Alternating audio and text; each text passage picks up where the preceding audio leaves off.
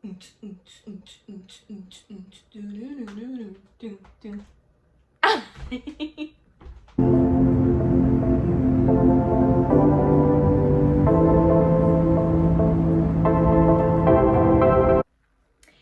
hello, welcome. We're reading Magnolia Parks. I'm really excited.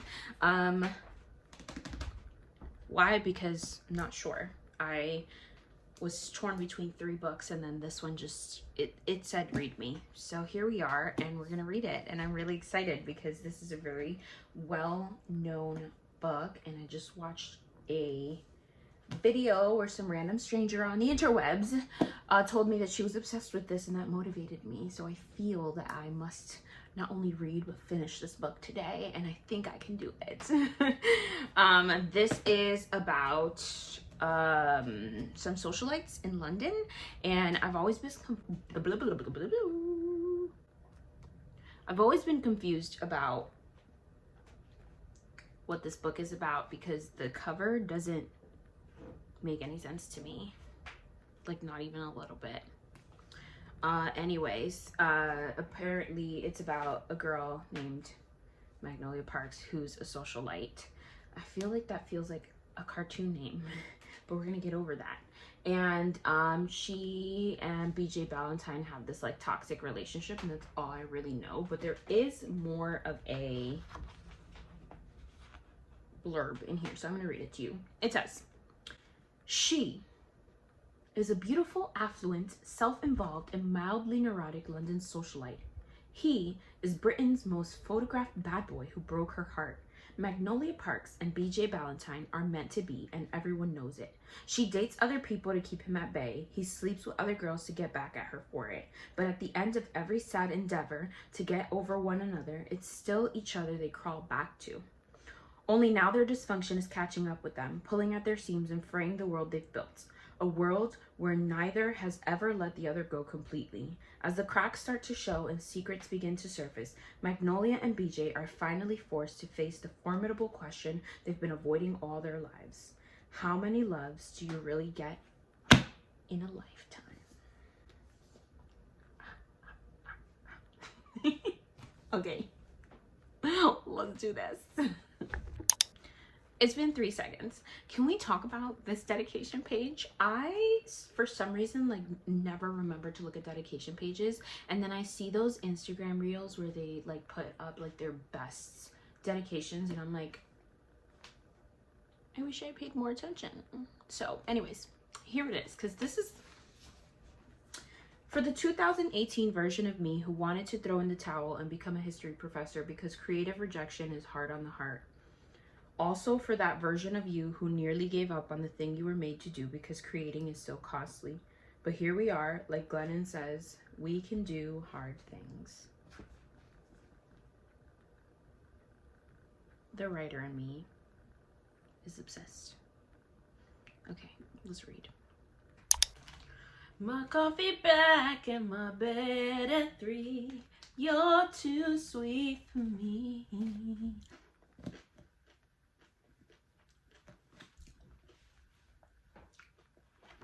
I can't explain to you why, but I'm enjoying this.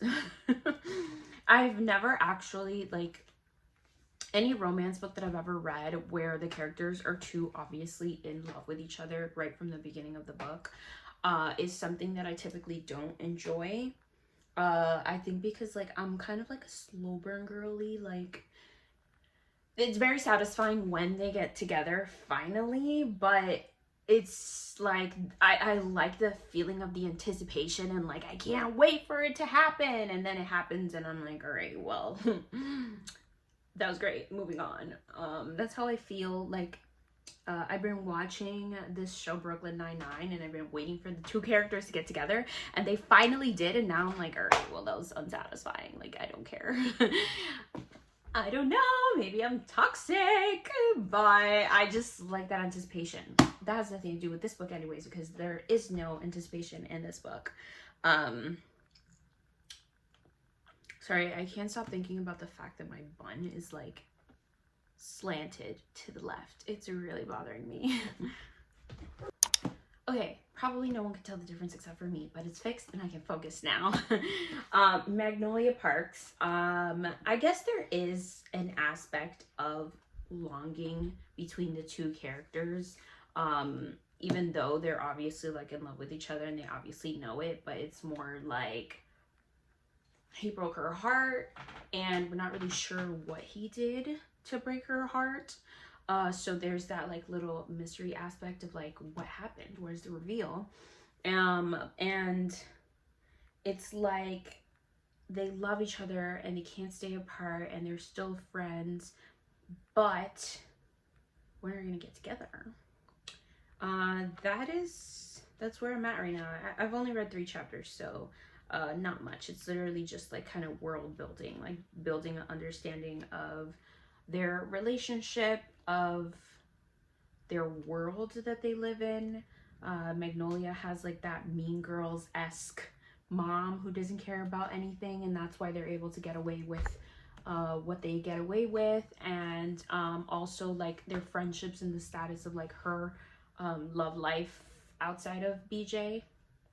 The only thing is that there's a lot of characters introduced in a very short period of time, so I'm not 100% certain that I have a grasp on them, because it's so many people that we're introduced to. I don't think it's like necessarily like in an overwhelming way or like in a strange way. It makes sense how they're introduced. It's just that like it's not gonna stick in my brain.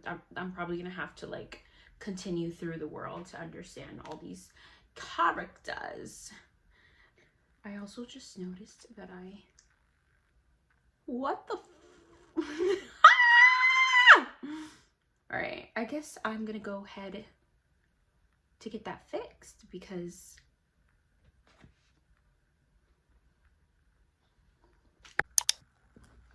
I thought I was going to read more than I actually did. I got like 60 pages in, but I went to go do my claws and then went out to eat, came home, etc., etc. The day got away from me, but I did have a very brief moment where I was like, okay, how is it possible that we can spend an entire book talking about how obsessed with each other they are? But then I got over it quickly, because I just really love the way that their love story is written. Like, there's all these little things like, I love you, he blinks, and like, I don't know how to describe what I'm saying, but it's like they have this like unspoken like romance going on, but then like what's actually happening is them like pushing each other away, which is really interesting. And I just love it. It's like, it's so romantic, even though they're not being romantic with each other. We'll see how this develops. The one thing that I will say is that I'm having a little bit of a hard time with keeping all of the characters straight in my mind. Like, I think as the scenes go on, like, for example, like, BJ, in the chapter, in his perspective, he's talking about my brother did this, my brother did that, and I'm like, but who's your brother? Like, I know you told us, but there's 3 other men in this chapter and I don't know which one is the one. So that's the only downfall to too many characters, but loving their love story thus far. this book, I'm not even gonna sit here and lie to you and say that I thought I was gonna like it.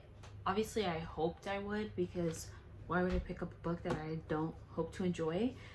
But I'm pleasantly surprised at how much I'm enjoying this book.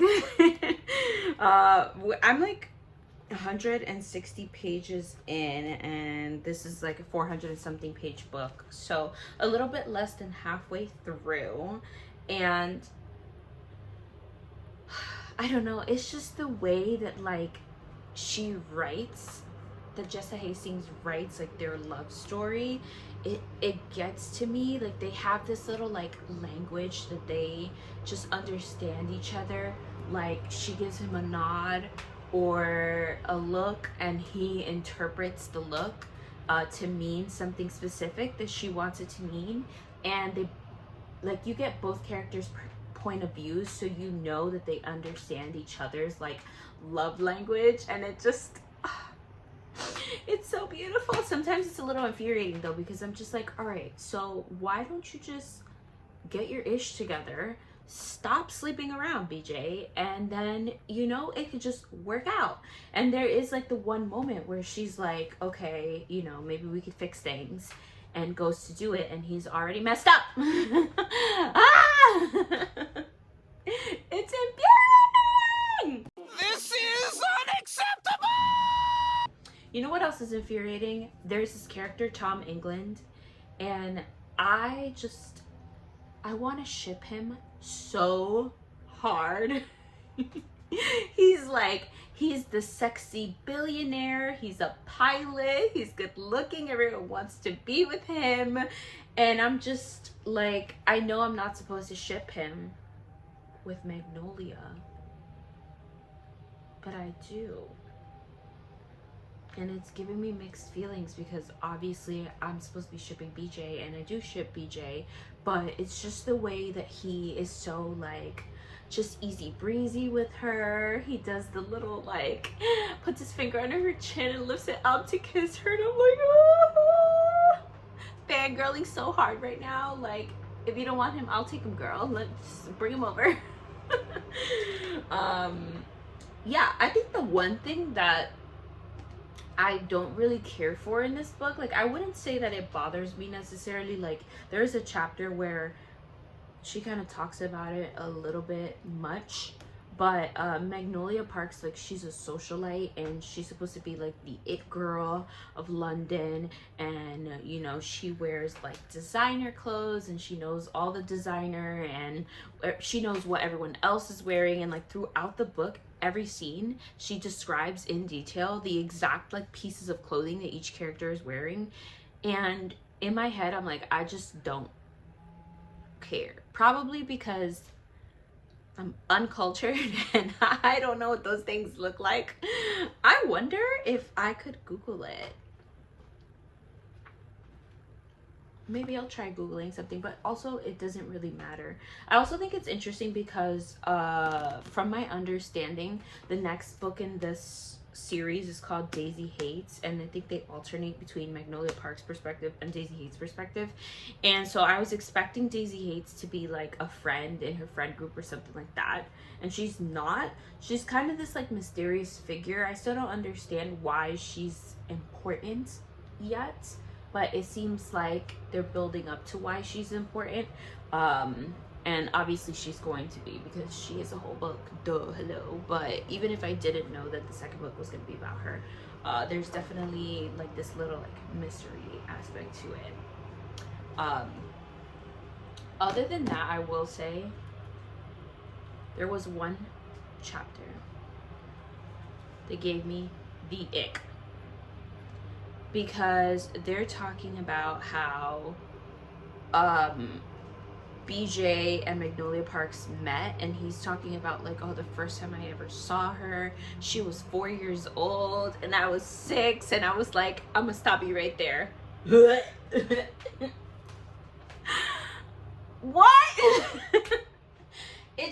It felt like she maybe took it a little bit too far.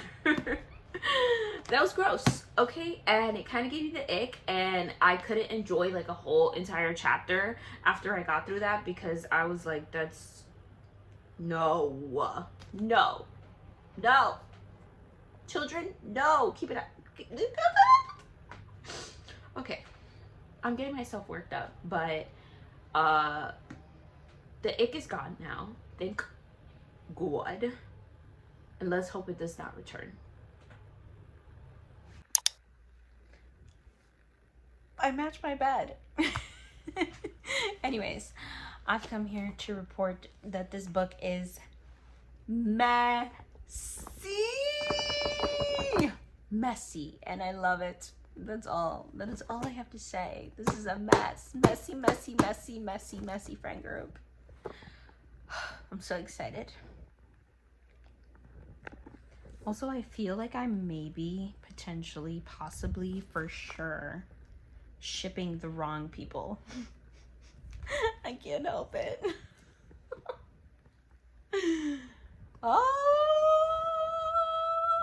this is so juicy. I'm so excited. It's really late. I have to be up early tomorrow, but I want to finish this so bad. I'm so tempted.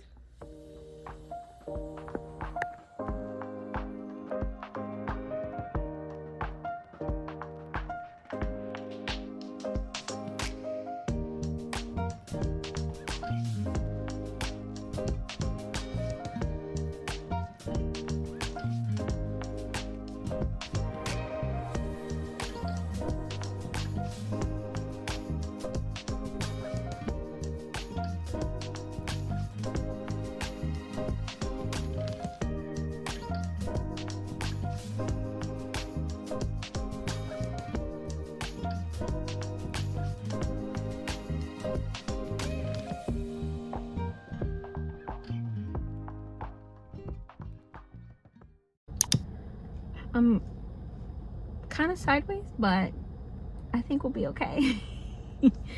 I've just finished a full day of toting this bad boy. Feels weird calling it a boy. Bad gal. Around the city with me, and I'm having a great time. I actually got pretty far in it today. I'm really surprised because of my brain injury. I have a really hard time with reading speed right now, but I'm doing well considerably. Like, I'm really getting through this, and it's because I'm obsessed. I'm having such a good time. I realized that part of, like, I don't want to say confusion, but you know, like, I was concerned about whether I was supposed to be rooting for something or not, and that ended up being a major plot point in the book, and it literally breaks my heart, like the emotional roller coaster that I've been on. Like, I want to root for one outcome in Magnolia's story so bad, but I feel like it's just not the point of the book, and I feel like I'm gonna be let down, and I'm not ready. I'm not ready.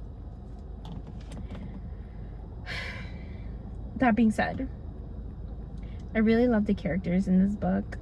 At first, I wasn't sure how I was feeling about BJ Ballantyne, who is one of, like, the main characters. I love BJ Ballantyne as a name. I just don't love his full name, which is Baxter James.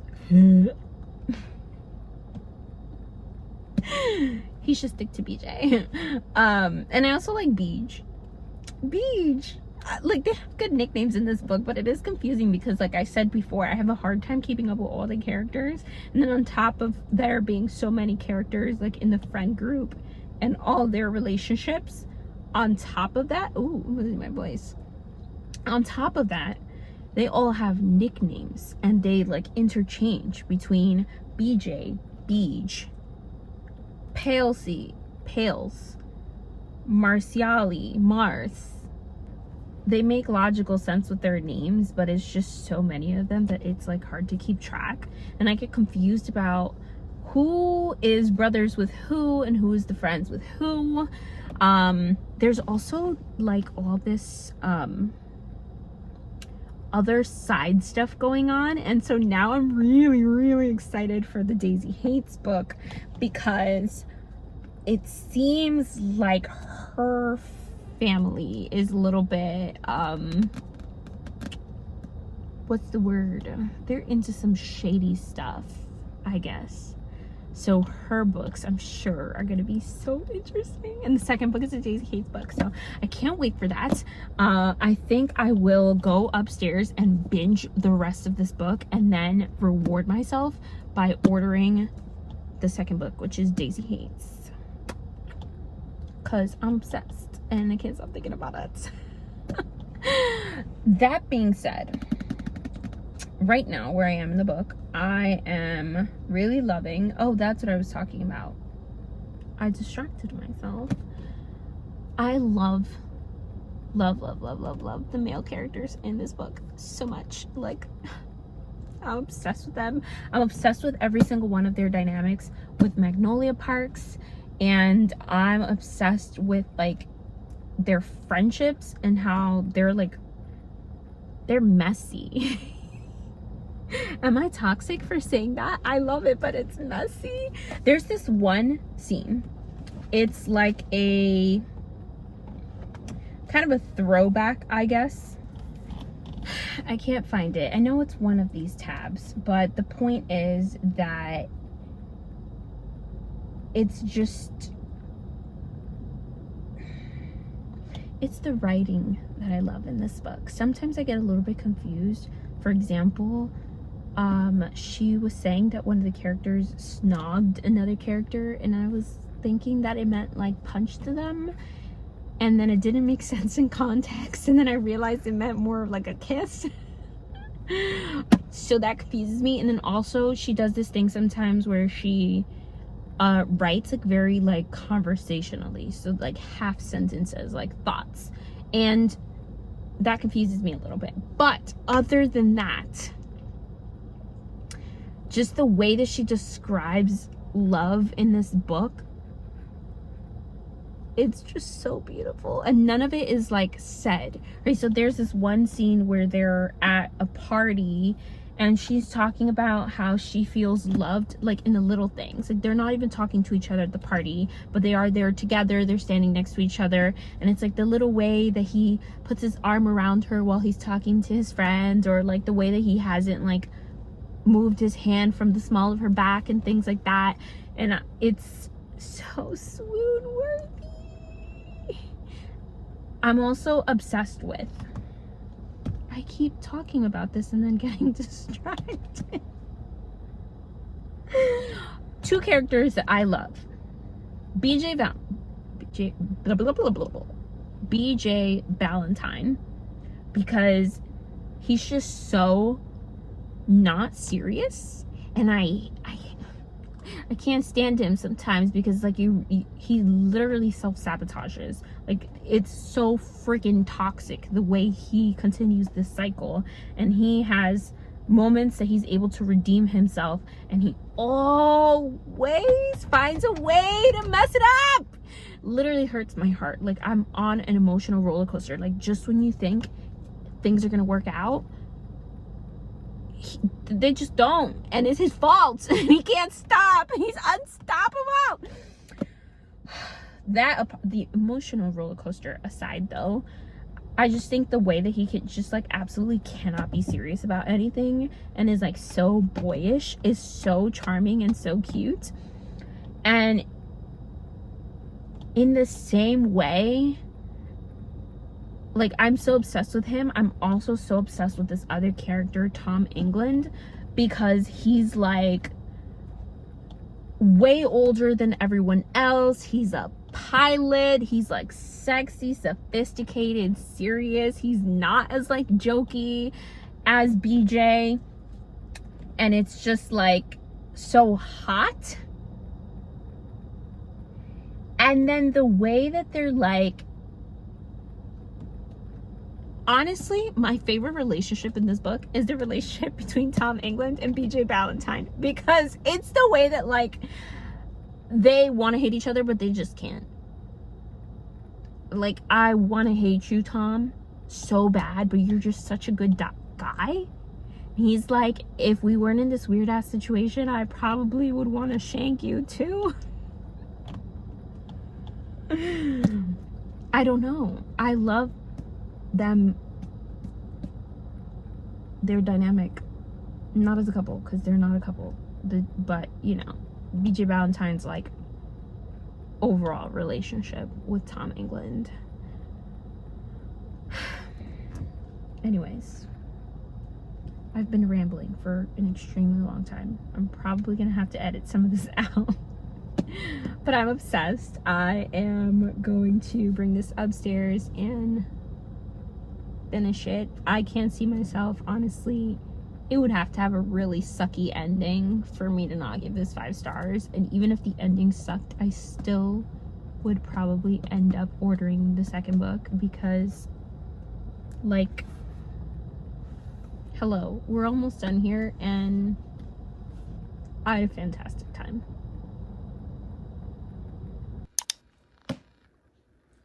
I just read someone's Instagram post where they said that reading fiction was fun because for once the problem aren't mine. But that's not really true, is it? Because now I'm crying over someone else's problems. And the worst part is, they're not even real. They're problems that someone made up. Is fiction toxic? Oh my god. I just finished Magnolia Parks. And my immediate reaction when I first finished.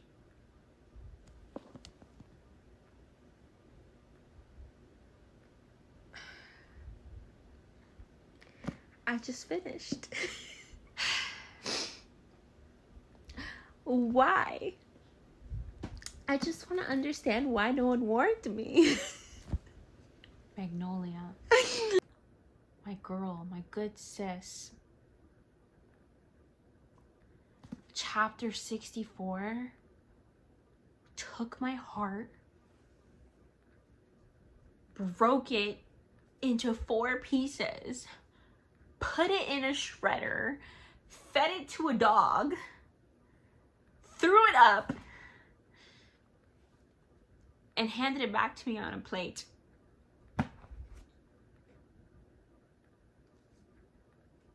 Is that dramatic? Yes. Did I cry? Yes. Like 3 tears. The worst part about this all is that I don't have the second book. I don't have any of the other books. And I had to order this from the UK. So it's not like I'll have it tomorrow. I'm considering buying the US copy just so I can start reading the second book tomorrow. But they're gonna be mismatched on my shelf. Oh, that's gonna suck so bad. I can wait. I can wait. I need to sit with this sadness.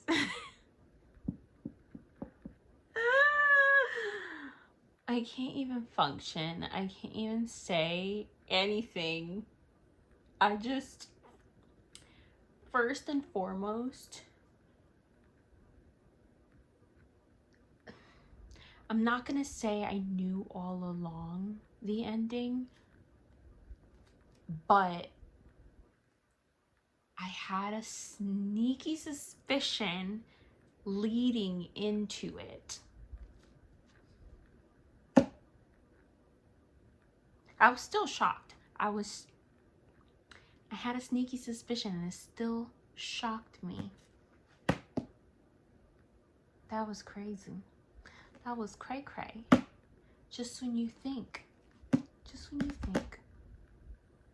Wow.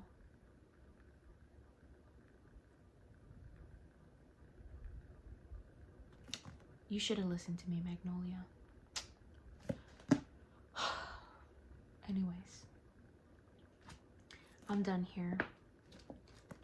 In case I didn't mention it, I gave this book 5 stars. We'll get past the ick. We just have to get past the ick because I'm literally crying and I can't talk. Therefore, this has to be a 5-star book. I will now, immediately after I click end on this video, be ordering the second book, Daisy Hates, I can't wait. I'm so excited. Thank you for watching. If you made it this far, leave a tulip. I don't think there's a magnolia emoji, so leave a tulip. I saw a lot of cute tulips today. And hit that like button, and if you want to join the family, hit that subscribe button. I'll see y'all when I see you next. Bye.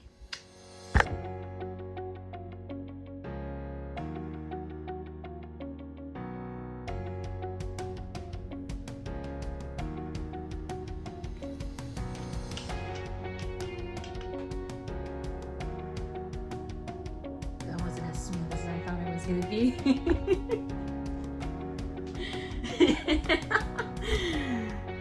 We'll try again.